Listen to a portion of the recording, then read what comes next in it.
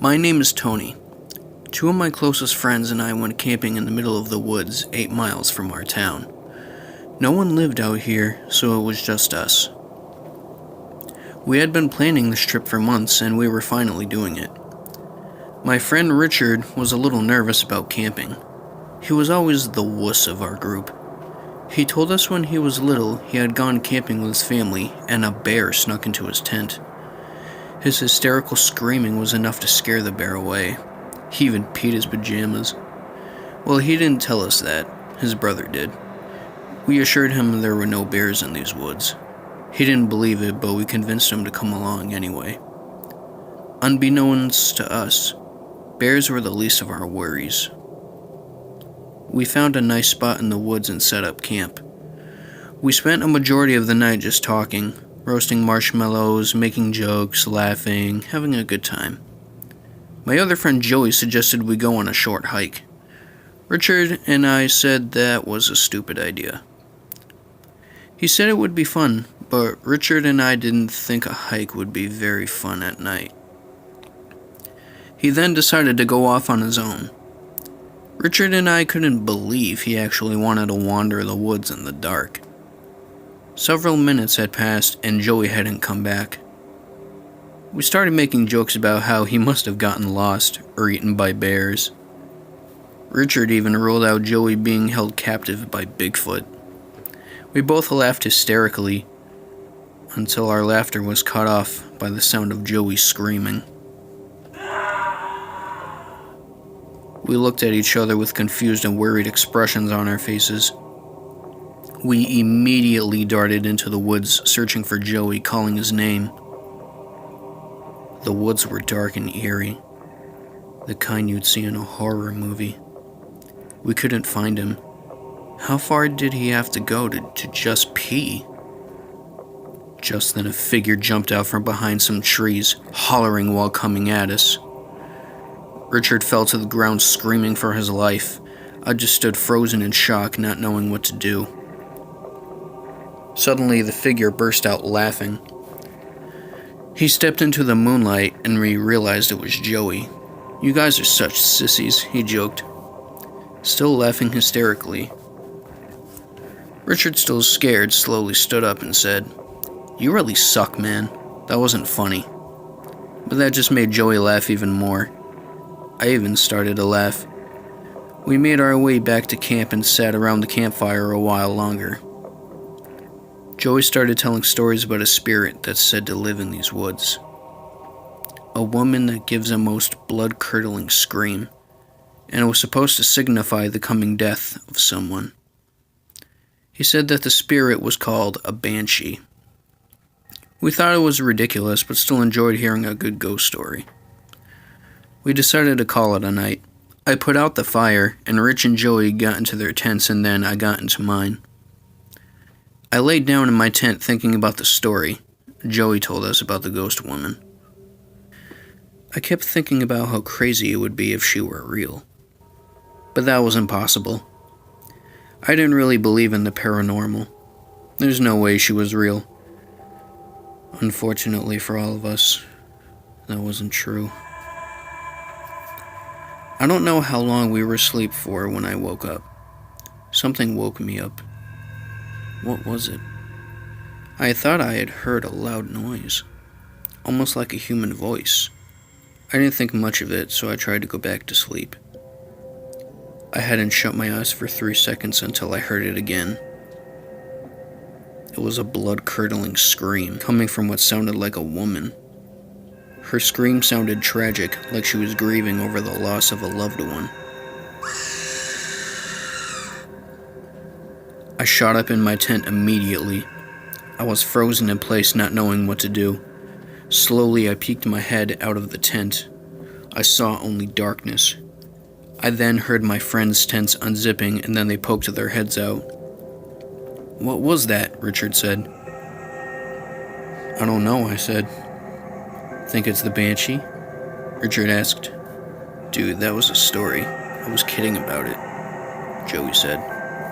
"Then what was that?" Richard asked. "I don't know, okay? Relax. Look, I'll go and check it out and you'll see there's no ghost," Joey said. Then he jogged off into the woods. Richard and I continuously called out for Joey to come back, but to no avail. We eventually gave up and sat down waiting for him to come back. It wasn't a long wait. 3 minutes had gone by of Richard and I just talking back and forth about the scream and Joey's whereabouts. I was going to suggest we go and look for him when suddenly Joey's screams of terror echoed through the trees. I took off for the woods with Richard being reluctant at first but then following behind. I searched all around the dark forest looking for Joey, but he was nowhere in sight. I ran and ran, searching around every tree and bushes. Just then I tripped over something and fell right on my face. Richard walked over to help me up. "Toni, are you okay?" He stopped mid-sentence, staring in wide-eyed horror at what I had tripped over. I stood up and glanced down to where I had tripped and screamed. It was Joey. He was laying face up on the ground, his eyes and mouth wide open in a screaming expression. He was dead. Richard whipped around and puked. I was still too in shock to do anything.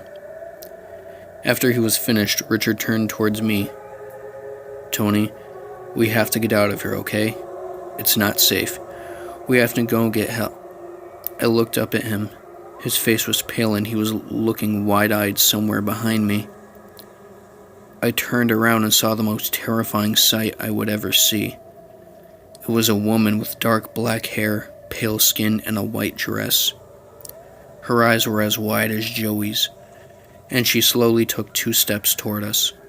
I turned and ran the way we came, pulling Richard out of his trance. As I ran, I realized I didn't know the way back to camp, but I didn't really care at that moment. I turned and saw Richard running up behind me, nothing behind him. I stopped and he did too. We were both trying to catch our breath. After I caught mine, I said, "Do you think she's gone?" "I don't know. I think so," he responded. I turned to him about to say something when I screamed. She was standing right behind Richard, almost touching him. He saw the look on my face and turned around till he was almost nose to nose with her. Her mouth opened up wider than any human could and let out another haunting scream. Richard just stood there, too petrified to move. On instinct, I turned and ran. My heart was pounding in my chest so hard I thought it would explode. I then heard Richard's screams, then I stopped. I turned back to see that he hadn't followed me. Reluctantly, I slowly trailed back to where I last saw him. I turned a corner and I was back to where I was. The woman was nowhere in sight, but I instantly found Richard, hanging on the tree with a stake through his chest. His eyes and mouth were wide open like Joey's before. Before I could scream, the woman appeared again from behind the tree. She moved towards me, arms outstretched. I screamed and ran back the way I came. I ran through the woods not knowing whether I was going the right way or not, but I didn't care. I just wanted to be as far away from that woman as possible. I tripped and fell on my face, and as I got up to run again, there she was right in front of me. I nearly ran right into her. I turned back and ran in a different direction, but no matter where I went, no matter what corner I turned or what path I took, she was right there in front of me. I just kept running, felt myself slowly start to lose my sanity. Just as I was about to give up hope, I saw it, like an angel in the moonlight. A road, the most beautiful thing I've ever seen. I ran to it like my life depended on it, which it did. I ran straight onto the road, nearly cheering for joy. My celebration was cut short when a huge light barreled right into me, knocking me unconscious. I awoke in a hospital bed, IVs and stuff sticking into my body. Just then a nurse came in. "Oh, I'm glad you're awake. We were told you were hit by a car. The driver said you ran right out in the middle of the streets." "What were you doing out in the middle of the woods, and running out into the street like that?" she asked. Finally grasping what was going on, I said, "I was camping with my friends."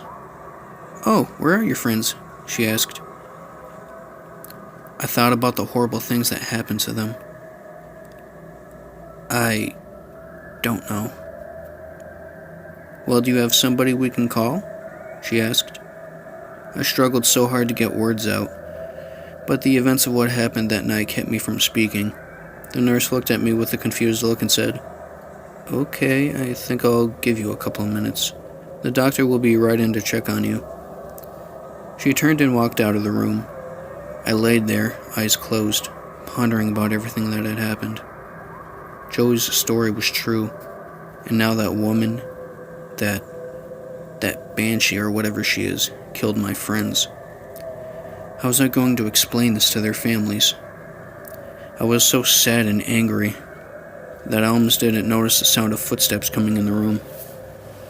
"Oh, the doctor's here." The footsteps stopped right at my bed. Why hadn't the doctor said anything? I opened my eyes to see what he was doing, and stared into the ugly, wide-eyed face of the woman. Her eyes were like knives staring into my soul. I opened my mouth to scream, but she did it for me.